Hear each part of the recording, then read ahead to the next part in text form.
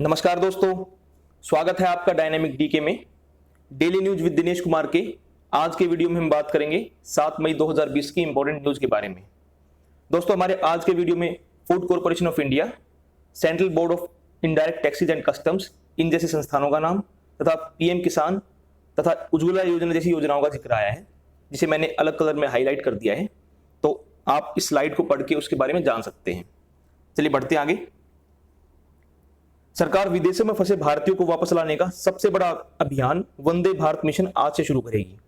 इसके तहत 12 देशों से 14,800 से अधिक भारतीयों को वापस लाया जाएगा और इस दौरान विदेशों में फंसे भारतीयों को वापस लाने के लिए 64 फ्लाइट्स कंडक्ट की जाएंगी।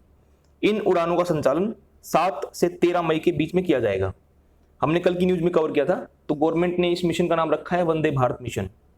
उसके अलावा विदेशों में फंसे भारतीयों को स्वदेश लाने के लिए हमारी जो नेवी है वो समुद्र सेतु अभियान शुरू कर रही है।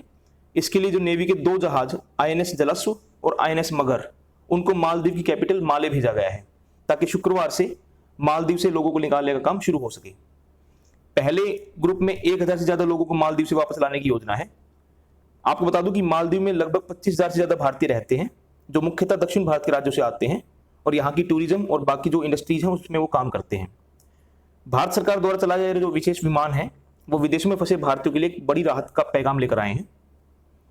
यूनाइटेड अरब अमीरात से पहली उड़ान से जाने वालों की संख्या लगभग 350 रहेगी, जिसमें मुश्किल में फंसे जो वर्कर हैं वो, बुजुर्ग लोग हैं वो तथा प्रेग्नेंट वीमेन का विशेष ध्यान रखा गया है। हर यात्री को एक प्रोटेक्शन किट दी जाएगी, जिसमें मास्क, ग्लव्स और सैनिटाइजर होंगे और वापस पहुंचकर उन्हें अनिवार्य रूप से 14 दिन के क्वारंटीन में रखा जाएगा। बात करते हैं बांग्लादेश की। ढाका में जो हमारे हाई कमिश्नर हैं रवि गांगुली दास, उन्होंने कल बांग्लादेश के विदेश मंत्री AK अब्दुल मोमिन को भारत की तरफ से आपात चिकित्सा सहायता की 3rd कंसाइनमेंट सौंपी। इस कंसाइनमेंट में RT-PCR किट शामिल है, जिससे 30,000 के आसपास सैंपल्स की टेस्टिंग की जा सकती है। ढाका से ये जो टेस्टिंग किट होगी ये बांग्लादेश के institute of epidemiology disease control and research, जो उनका एक संस्थान है, वहां पर भेज दी गई है। इन टेस्टिंग किट का निर्माण भारत में किया गया है और कोविड-19 का पता लगाने के लिए उन्हें व्यापक रूप से इस्तेमाल किया जा रहा है। प्राथमिकता के आधार पर भारत से जांच किट प्राप्त करने वाला बांग्लादेश विश्व का पहला देश है, जिससे बांग्लादेश के प्रति भारत के संबंधों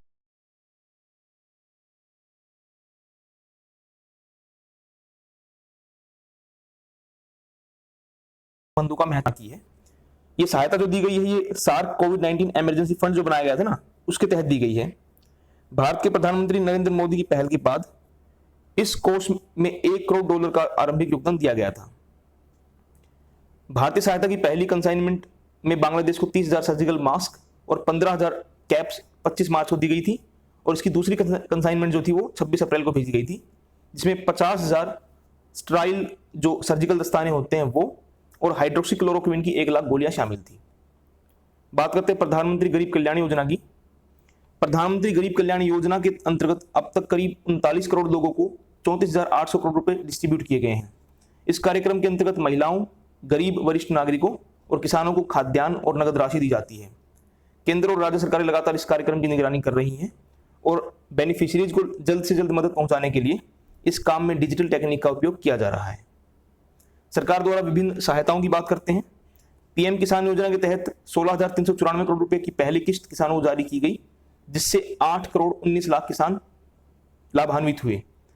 वहीं पहली किस्त के रूप में 10,000 करोड़ रुपए की राशि 20 करोड़ महिला जनधन खातों में जारी की गई और दूसरी जो उसकी इंस्टॉलमेंट है वो 2,785 करोड़ रुपए की 5 करोड़ 57 लाख महिला जनधन खातों में इस महीने जारी की गई है। बुजुर्गों, विधवा और दिव्यांगजनों को 1,405 करोड़ रुपए की राशि वितरित की गई है। वहीं 2 करोड़ से अधिक बिल्डिंग और निर्माण कामगारों को 3492 करोड़ रुपए की राशि दी गई है।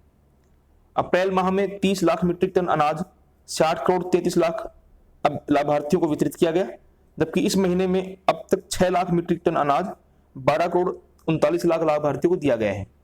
इसके अलावा 2,42,000 मीट्रिक टन दालों का भी वितरण राज्यों को किया गया है और इससे 5 करोड़ 21 लाख लोगों को लाभ मिला है। उसके अलावा प्रधानमंत्री उज्ज्वला योजना, उसके तहत 5 करोड़ से ज्यादा LPG सिलेंडरों की बुकिंग की गई है और 4 करोड़ 42 लाख सिलेंडर जो लाभार्थियों को मुफ्त में डिस्ट्रीब्यूट किए गए हैं। बात करते हैं मध्य प्रदेश में हुए एक एक्सपेरिमेंट की। मध्य प्रदेश में लोकल लेवल पर किए गए प्रयासों से एक ऐसा अनूठा वाहन विकसित किया गया है जिसकी मदद से स्वास्थ्य कार्यकर्ता अब संक्रमण की चपेट में आए बिना किसी भी कोरोना सस्पेक्टेड की जांच कर सकेंगे। इस वाहन का नाम संजीवनी रखा गया है और इस वाहन में पर्सनल प्रोटेक्टिव इक्विपमेंट की जरूरत नहीं है। छतरपुर जिले के राजनगर प्रशासन की पहल पर बनाया गया ये खास वाहन स्वास्थ्य कार्यकर्ताओं के लिए काफी उपयोगी है। अब स्वास्थ्यकर्मी संजीवनी वाहन से किसी भी क्षेत्र के अंदर जा सकेंगे और वाहन से बाहर आए बिना भी जो सस्पेक्टेड बंदा होगा उसकी जांच कर सकेंगे। इसमें जो कैमरा लगा हुआ है उससे व्यक्ति का फोटो लिया जाएगा और इंफ्रारेड सेंसर से उसका टेम्परेचर जांचा जाएगा और ये पूरी जानकारी अंदर दिखाई देगी। इस जानकारी को ऐप में अपलोड किया जाएगा और उसके बाद प्रशासन को उसकी रिपोर्ट भेजी जाएगी। बात करते हैं कोविड-19 पर अपडेट की। देश में कोरोना के कुल मरीजों की संख्या 49,391 हो गई है। 14,183 लोग इससे अब तक ठीक हुए हैं। हमारे देश में रोगियों के ठीक होने की जो दर है वो बढ़कर 28.72% हो गई है। बात करते हैं आरोग्य सेतु ऐप की। केंद्र सरकार ने फीचर फोन और लैंडलाइन उपभोक्ताओं के लिए Aarogya Setu interactive voice response system सेवा शुरू की है। ये टोल फ्री सेवा देश भर में उपलब्ध है और इस सेवा के लिए लोगों को 1921 नंबर पर मिस कॉल करनी होगी। इसके बाद उस व्यक्ति को फोन किया जाएगा और उसके स्वास्थ्य से संबंधित जानकारी मांगी जाएगी। व्यक्ति से वही सवाल पूछे जाएंगे जो आरोग्य सेतु ऐप पर उपलब्ध हैं। इन सवालों के जवाब के आधार पर नागरिकों को SMS के जरिए उनके स्वास्थ्य की कंडीशन बताई जाएगी और फ्यूचर में अन्य अलर्ट भेजे जाएंगे। बात करते हैं प्रधानमंत्री भारतीय जन औषधि केंद्रों की। हमारे केंद्रीय रसायन और उर्वरक मंत्री DV सदानंद गौड़ा ने कहा कि लॉकडाउन के दौरान मरीजों को आसानी से दवाइयां उपलब्ध कराने के लिए जन औषधि केंद्र जो है वो ईमेल और व्हाट्सएप के जरिए भी दवाइयों के ऑर्डर एक्सेप्ट कर रहे हैं। अपलोड की गई जो दवाई की पर्ची है उसके अनुसार मरीजों को दवाइयों की डिलीवरी उनके घरों पर की जा रही है और केंद्र सरकार डाकघरों द्वारा भी दूर दराज के क्षेत्रों में इन दवाइयों की आपूर्ति करा रही है।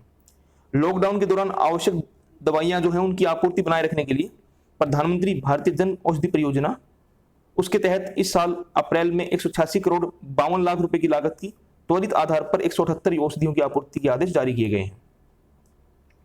बात करते हैं फूड कॉर्पोरेशन ऑफ इंडिया की। लॉकडाउन के दौरान जो भारतीय खाद्य निगम है हमारा, उसने खुला बाजार बिक्री योजना के माध्यम से 4,50,000 टन गेहूं और 5,61,000 टन चावल की बिक्री की है।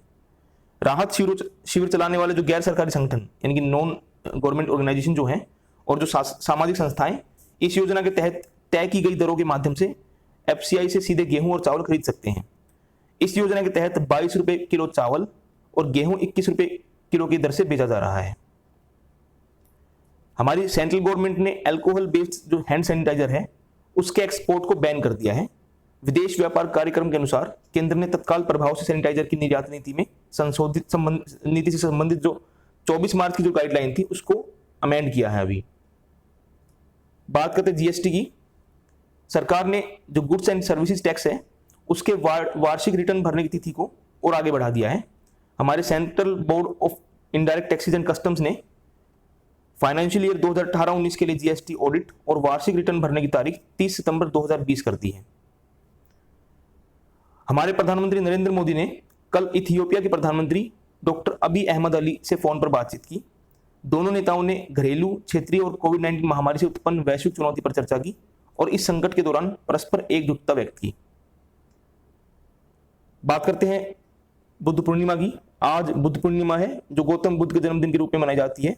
इसे बुद्ध जयंती और वैशाख उत्सव के रूप में भी मनाया जाता है। वैशाख शब्द जो है वो हिंदू महीना जो वैशाख है उसके नाम से लिया गया है, इसलिए इसको वैशाख पूर्णिमा भी कहते हैं। इस अवसर पर हमारे प्रधानमंत्री नरेंद्र मोदी आज सुबह 9 बजे कोरोना वॉरियर्स के सम्मान में आयोजित एक वर्चुअल कार्यक्रम में भाग लेंगे। तो दोस्तों ये थी आज की खबरें। बात करते हैं आज स्टैटिक फैक्ट्स के बारे में। आज 7 मई है। 7 मई 1832 को ट्रीटी ऑफ कॉन्स्टेंटिनोपल के साइन होने के साथ ही ग्रीस एक इंडिपेंडेंट नेशन बना। ओटो ऑफ बेवेरिया इसके राजा चुने गए। 7 मई 1895 को रूसी वैज्ञानिक अलेक्जेंडर स्टेपनोविच पोपोव ने Russian physical and chemical society में वर्ल्ड का पहला रेडियो रिसीवर डेमोन्स्ट्रेट किया। इस दिन को रूस में रेडियो डे के तौर पर भी मनाया जाता है। 7 मई 1945 को जर्मनी के नाजी शासन ने बिना शर्त सरेंडर किया और इस सरेंडर के साथ ही वर्ल्ड वॉर सेकेंड खत्म हो गई। जर्मनी के इस अनकंडीशनल सरेंडर के पर जनरल अल्फ्रेड जोडल द्वारा फ्रांस के शहर रीम्स में साइन किए गए थे। 7 मई 1946 को जापानी कंपनी सोनी कॉर्पोरेशन की स्थापना हुई। मसारू इबुका और अकियो मोरिता द्वारा स्थापित इस कंपनी की स्थापना टोक्यो टेलीकम्युनिकेशंस इंजीनियरिंग कॉर्पोरेशन के नाम से हुई थी। वर्तमान में ये इलेक्ट्रॉनिक प्रोडक्ट्स बनाने वाली एक बहुत लीडिंग कंपनी है और इसका मुख्यालय जापान के मिनातो यानी टोक्यो में है। 7 मई 1960 को बॉर्डर रोड ऑर्गेनाइजेशन जो हमारा है BRO, उसकी स्थापना हुई। इसका कार्य दूर दराज के इलाकों में बुनियादी संरचना का निर्माण करना है और ये रक्षा मंत्रालय के अधीन कार्य करने वाले एक संगठन है। 7 मई 2000 को व्लादिमीर पुतिन पहली बार रूस के राष्ट्रपति बने थे। उसके अलावा आज 7 मई 1861 को भारत और बांग्लादेश के राष्ट्रगान को रचने वाले और नोबेल पुरस्कार जीतने वाले पहले भारतीय रविंद्रनाथ टैगोर का जन्म कोलकाता में हुआ। ये अकेले व्यक्ति जिन्होंने 2 देशों का राष्ट्रगान लिखा है। साथ में ये पहले भारतीय हैं जिन्हें 1913 में नोबेल मिला था। ये नोबेल उनको साहित्य में मिला था, उनकी जो एक पोएम थी गीतांजलि, उसके लिए। 7 मई 1892 को पूर्ववर्ती यूगोस्लाविया के पहले राष्ट्रपति रहे तथा नॉन अलाइंड मूवमेंट के संस्थापकों में से एक जोसेफ ब्रोज टिटो का जन्म क्रोएशिया में हुआ।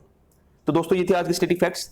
मुझे उम्मीद है कि वीडियो पसंद आया होगा आपको। If you like the video please hit the like button, subscribe to my channel and don't forget to share it with all your friends. Thank you दोस्तों, बाय।